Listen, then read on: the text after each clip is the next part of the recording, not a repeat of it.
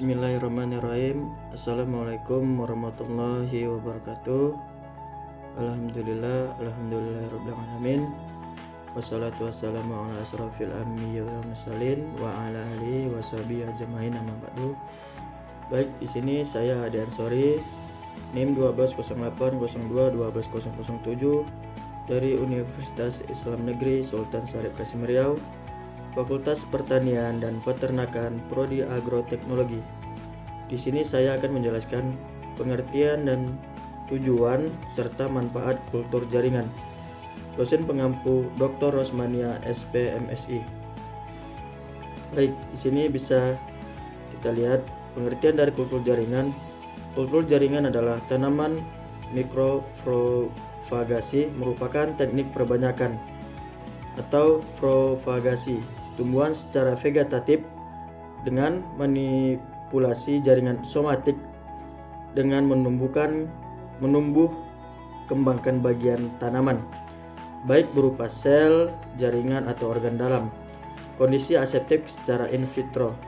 Teknik kultur jaringan dicirikan dengan kondisi yang aseptik atau steril dari segala macam bentuk kontaminan, menggunakan media kultur yang memiliki kandungan nutrisi yang lengkap dan menggunakan zat pengatur tumbuh, serta kondisi ruangan tempat pelaksanaan kultur jaringan, diatur suhu dan pencahayaannya.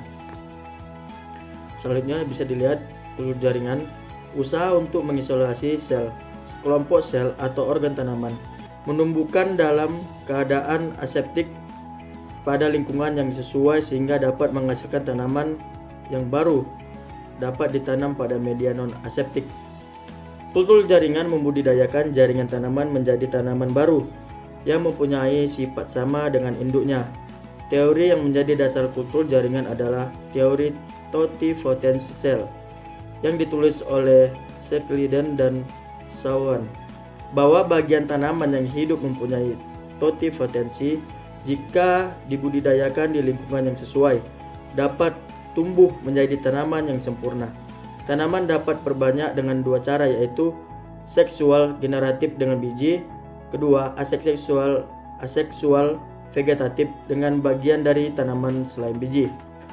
Kultur jaringan sering dilakukan pada tanaman yang mempunyai kendala di mana perbanyakan generatif tidak mungkin dapat dilakukan, sehingga perbanyakan vegetatif merupakan alternatifnya.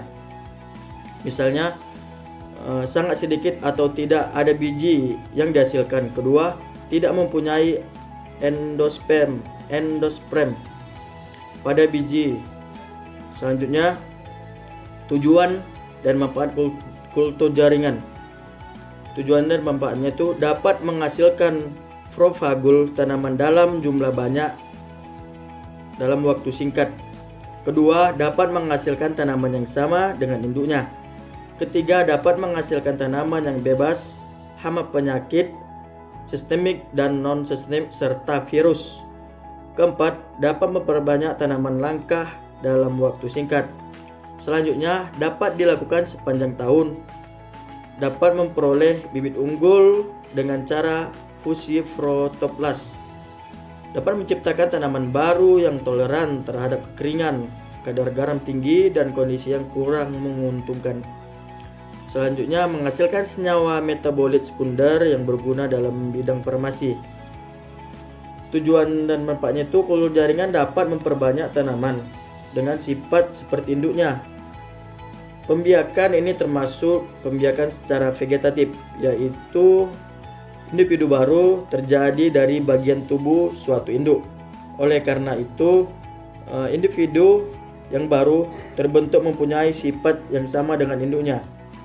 Selanjutnya, perbanyakan tanaman yang teknik ini membuat tanaman bebas dari penyakit karena dilakukan serta aseptik. Dan penggunaan metode ini sangat ekonomis dan komersial karena bahan tanaman awal yang diperlukan hanya sedikit atau satu bagian dari kecil yang menghasilkan keturunan dalam jumlah besar, sehingga penyediaan bibit dalam jumlah yang sangat besar tidak memerlukan banyak tanaman induk.